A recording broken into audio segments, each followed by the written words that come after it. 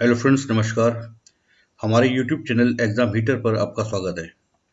आज हम आप लोगों के लिए भारत के भूगोल से संबंधित कुछ महत्वपूर्ण क्वेश्चन आंसर्स की एक सीरीज लाए हैं। आपसे ये सीरीज कंटिन्यू आपको मिलती रहेगी। तो सबसे पहले आप हमारे यूट्यूब चैनल एग्जाम हीटर को सब्सक्राइब करें, लाइक एवं शेयर करें।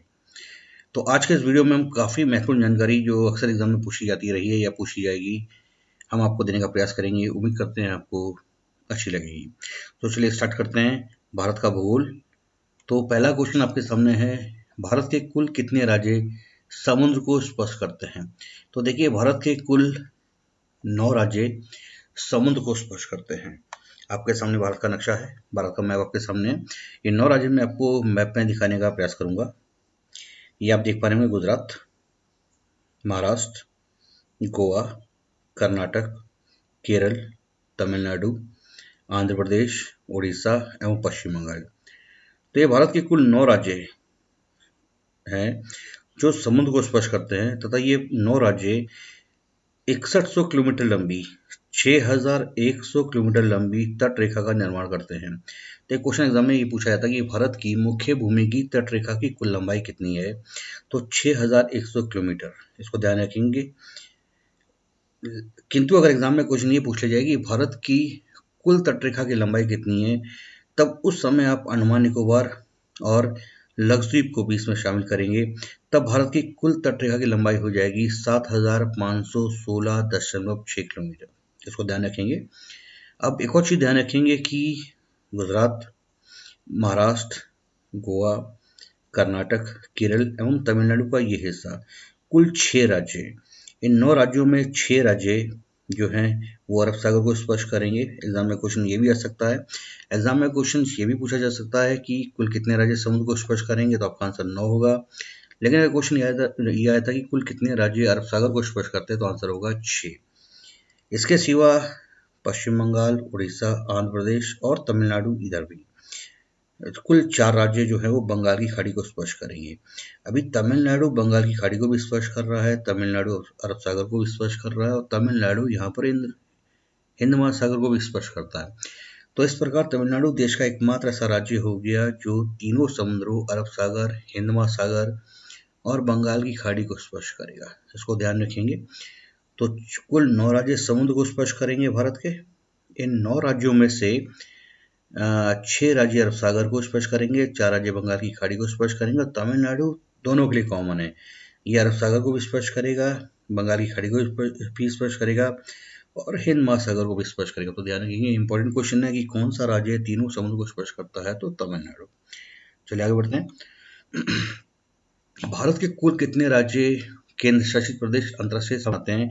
तो ध्यान रखेंगे, भारत के कुल 17 राज्य। कितने राज्य? 17 राज्य। इनमें 16 राज्य और एक केंद्र शासित प्रदेश लद्दाख अंतर्राष्ट्रीय सीमा बनाते हैं। ये अंतर्राष्ट्रीय सीमा 15,200 किलोमीटर लंबी है। इसको ध्यान रखेंगे, 15,200 किलोमीटर लंबी भारत की तलीय सीमा है और यही भारत की अंतर्राष्ट्रीय सीमा भी है। अगर एग्जाम में क्वेश्चन आता है कि भारत की कुल कितनी लंबी तलीय सीमा है, तो 15,200 किलोमीटर। मीन्स 15,200 किलोमीटर में 16 राज्य और एक केंद्र शासित प्रदेश है जो अंतर्राष्ट्रीय सीमा बनाएंगे। इनको मैं आपको नक्शे में दिखाता हूँ। देखिए, number 1 Gujarat, number 2 Rajasthan, number 3 Punjab, number 4 Jammu Kashmir, number 5 Ladakh, number 6 Himachal Pradesh, number 7 Uttarakhand, number 8 Uttar Pradesh, number 9 Bihar, number यहाँ पे आप देख पा रहे होंगे ये number 10 Paschim Bangal, number 11 Sikkim, number 12 Arunachal Pradesh, number 13 Nagaland, number 14 Manipur, number 15 Mizoram और नंबर 17 त्रिपुरा। त्रिपुरा के बारे में ध्यान रखिए, त्रिपुरा देश का एकमात्र ऐसा राज्य है जो 3 समुद्रों को स्पर्श करता है। तो एकमात्र ऐसा राज्य है जो बांग्लादेश से घिरा हुआ है। देश का एकमात्र ऐसा राज्य जो बांग्लादेश से घिरा हुआ है वो है त्रिपुरा। इसको ध्यान रखेंगे। ओके, तीनों से बांग्लादेश से घिरा हुआ है। ये इंपॉर्टेंट क्वेश्चन है, एग्जाम में पूछा जा सकता है। चलिए आगे बढ़ते हैं, अगला क्वेश्चन लेते हैं। भारत का सबसे लंबी तट रेखा वाला राज्य कौन सा है? तो भारत का सबसे लंबी जो तट रेखा वाला राज्य है वो है गुजरात। इसको ध्यान रखेंगे, गुजरात की तट रेखा सबसे लंबी तट रेखा है, जबकि दूसरे नंबर में आंध्र प्रदेश है। ओके, ये गुजरात का मैप आपके सामने है। इसमें आप ये देख पा रहे होंगे, ये जो है कच्छ की खाड़ी है, तथा ये खंबात की खाड़ी। एग्जाम में ये भी क्वेश्चन आ सकता है कि कच्छ की खाड़ी और खंबात की खाड़ी भारत के किस राज्य में है, तो गुजरात में। खंबात की खाड़ी में ही नर्मदा और ताप्ती दोनों नदियां अरब सागर में गिरती हैं, इसको ध्यान रखेंगे, बहुत इंपॉर्टेंट है ये। चलिए अगले क्वेश्चन में चलते हैं। नाथुला दर्रा एवं चुम्बी घाटी किस राज्य में स्थित है, तो नाथुला दर्रा एवं चुम्बी घाटी सिक्किम राज्य में स्थित है। बहुत इंपॉर्टेंट क्वेश्चन है, कई बार एग्जाम में पूछा गया कि नाथुला दर्रा एवं चुम्बी घाटी भारत के किस राज्य में स्थित है, तो सिक्किम में, इसको ध्यान रखेंगे। यह सिक्किम का नक्शा आपके सामने है, उसको आप देख पा रहे होंगे। सिक्किम के बारे में ध्यान रखेंगे, सिक्किम भारत का स्वच्छता रैंकिंग में सबसे स्वच्छ राज्य है, रैंकिंग में पहले स्थान पर, इसको ध्यान रखिएगा। सिक्किम की राजधानी गंगटोक है और यहीं पर ही देश का राष्ट्रीय कृषि जैविक अनुसंधान संस्थान की स्थापना की जा रही है। सिक्किम देश का पहला जैविक राज्य भी है, इसको ध्यान रखेंगे। चलिए अगला क्वेश्चन देखते हैं। निम्नलिखित में से कौन सा राज्य 3 देशों को स्पर्श करता है, तो आंसर होगा सिक्किम। सिक्किम 3 देशों को स्पर्श करता है। अब ये 3 देश कौन कौन से हैं, मैप में देखिए, ये नेपाल, यहाँ पर चीन और यहाँ पर भूटान। तो ये 3 देश हो गए, नेपाल, चीन और भूटान, ये सिक्किम को स्पर्श करते हैं। और यहाँ पे आप देख पा रहे होंगे, यह है डोकलाम। डोकलाम अभी कुछ समय पहले भारत और चीन के बीच विवाद का क्षेत्र रहा।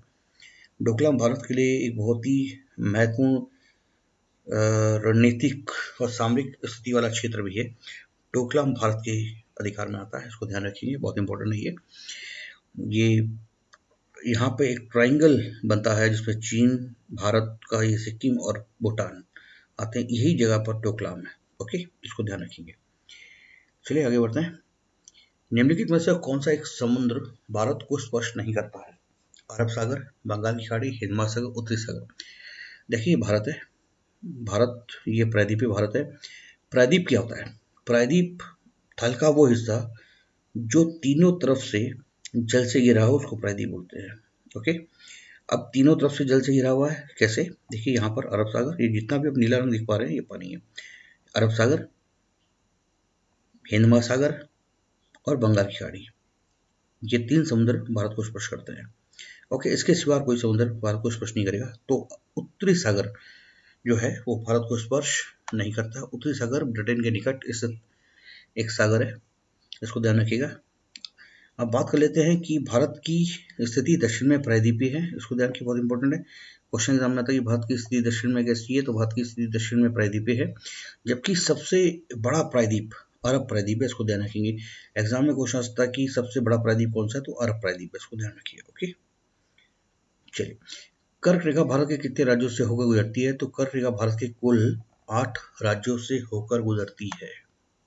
अभी 8 राज्य कौन से हैं, पूर्व से पश्चिम की ओर ध्यान, पश्चिम से पूर्व की ओर ध्यान रखेंगे। एक्चुअली यूपीएससी और पीसीएस के एग्जाम्स में सीक्वेंस पश्चिम से पूर्व, पूर्व से पश्चिम, उत्तर दक्षिण, दक्षिण से उत्तर का सीक्वेंस पूछा जाता है। तो मैं आपको पश्चिम से पूर्व में बताऊंगा कि 8 राज्य कौन कौन से हैं जिनसे कि कर्क रेखा होकर गुजरती है। यह एक काल्पनिक रेखा है, इसको ध्यान रखेंगे। गुजरात, राजस्थान, मध्य प्रदेश, छत्तीसगढ़, झारखंड, पश्चिम बंगाल, त्रिपुरा एवं मिजोरम। तो इन 8 राज्यों से होकर के कर्क रेखा होकर गुजरती है, इसको ध्यान रखेंगे। 23.5 डिग्री, 23 से 1/2 डिग्री उत्तरी अक्षांश कर्क रेखा का अक्षांशीय मान है। एग्जाम में क्वेश्चन पूछा जा सकता है। अब एक और चीज ध्यान रखेंगे कि यहाँ पर देखिए, ये झारखंड की राजधानी रांची, झारखंड की राजधानी रांची भारत की एक ऐसी राजधानी है जो कर्क रेखा के सर्वाधिक निकट स्थित है। अगर क्वेश्चन आता है कि किस राज्य की राजधानी सर्वाधिक निकट है कर्क रेखा के, तो रांची, इसको ध्यान रखेंगे। ओके, चलिए आगे बढ़ते हैं। नेलांग घाटी भारत के किस राज्य या केंद्र शासित प्रदेश में स्थित है, तो उत्तराखंड। नेलांग घाटी उत्तराखंड में स्थित है, बहुत इंपॉर्टेंट है। उत्तराखंड में तांगला, लिपुलेख, माना और नीति दर्रे भी स्थित हैं। ओके, उत्तराखंड में अभी हाल ही में भारत और नेपाल के बीच में एक भूमि विवाद हुआ जिसका नाम है काला पानी। काला पानी उत्तराखंड के पिथौरागढ़ जिले में स्थित है और भारत और नेपाल के बीच में विवादित क्षेत्र रहा है, जबकि ये भारत के अधिकार क्षेत्र में है। हालांकि इसमें नेपाल अपना अधिकार जमाता है, लेकिन है ये भौगोलिक स्थिति में भारत के अधिकार क्षेत्र में। काला पानी दे रखें, बहुत इंपॉर्टेंट है। इसके सिवा काला पानी की सजा भी होती थी, जो स्वतंत्रता से पूर्व हमारे स्वतंत्रता सेनानियों को दी जाती थी। काला पानी जो सजा थी वो अंडमान निकोबार के सेलुलर जेल में को कहा जाता था, लेकिन वो काला पानी सजा है, ये काला पानी भूमि विवाद है, इसको ध्यान रखेंगे। इसके सिवा काली नदी भारत और नेपाल के बीच सीमा बनाती है, इसको ध्यान रखिए, बहुत इंपॉर्टेंट है। दूध सागर जलप्रपात भारत के किस राज्य में स्थित है? तो दूध सागर जलप्रपात भारत के गोवा राज्य में स्थित है, इसको ध्यान रखेंगे। गोवा और कर्नाटक की सीमा पर पड़ता है दूध सागर जलप्रपात, बहुत इंपॉर्टेंट है। अभी झारखंड की राजधानी रांची को भारत में झरनों की नगरी, सिटी ऑफ वाटरफॉल्स के नाम से भी जाना जाता है, जबकि मध्य प्रदेश में प्रसिद्ध जलप्रपात धुआंधार जलप्रपात है, जो मध्य प्रदेश के जबलपुर में नर्मदा नदी पर स्थित है, इसको ध्यान रखेंगे, बहुत इंपॉर्टेंट है। निम्नलिखित में से कौन सी नदी कर्क रेखा को 2 बार काटेगी? तो ध्यान रखेंगे, माही नदी, भारत की माही नदी कर्क रेखा को 2 बार काटेगी। इसके सिवा ध्यान रखिएगा, अफ्रीका की कांगो नदी ये भूमध्य रेखा को 2 बार काटती है, जबकि दक्षिण अफ्रीका की लिम्पोपो नदी ये मकर रेखा को 2 बार काटती है। तो ये 3 बहुत इंपॉर्टेंट क्वेश्चन हो गए कि भारत की कौन सी नदी कर्क रेखा को काटेगी, 2 बार काटेगी, माही नदी। विश्व की कौन सी नदी भूमध्य रेखा को 2 बार काटेगी? तो अफ्रीका की कांगो नदी। दक्षिण अफ्रीका की लिम्पोपो नदी मकर रेखा को 2 बार काटती है। इसके सिवा बात करते हैं लूनी नदी की। लूनी नदी को लवण नदी के नाम से भी जाना जाता है, यह मरुस्थल में लुप्त हो जाती है, तो इसको भारत की लुप्त नदी के नाम से भी जाना जाता है। जबकि ताप्ती नदी और नर्मदा नदी भारत की 2 ऐसी नदियां हैं जो डेल्टा नहीं बनाती, अपितु उसके स्थान पर एस्चुरी बनाती है। नर्मदा और ताप्ती भारत की 2 ऐसी नदियां हैं जो फ्रेंच घाटी से होकर प्रवाहित होती है। नर्मदा और ताप्ती भारत की 2 ऐसी नदियां हैं जो पूर्व से पश्चिम की ओर प्रवाहित होती है और अरब सागर में गिरती है, तथा अरब सागर में गिरने वाली सबसे लंबी नदी नर्मदा नदी है। तो उम्मीद करते हैं जानकारी आपको बहुत अच्छी लगी होगी। चलिए, तो अब आपके लिए आज का क्वेश्चन, जिसका आंसर आप मुझे कमेंट बॉक्स में देंगे। आपके लिए क्वेश्चन है कि सुरमा घाटी भारत के किस राज्य में स्थित है? आपको इसका आंसर मुझे कमेंट बॉक्स में देना है तथा इसका सही उत्तर मैं आपको अपने अगले वीडियो में बताऊंगा। तो उम्मीद करता हूँ आज के इस वीडियो में आपको काफ़ी लाभदायक और महत्वपूर्ण जानकारी मिली होगी। आप इन सब क्वेश्चंस का स्क्रीनशॉट भी ले सकते हैं। तो आप हमारे यूट्यूब चैनल एग्जाम मीटर को सब्सक्राइब करें, लाइक एवं शेयर करें और हमारे साथ इसी प्रकार जुड़े रहें। धन्यवाद। जय हिंद।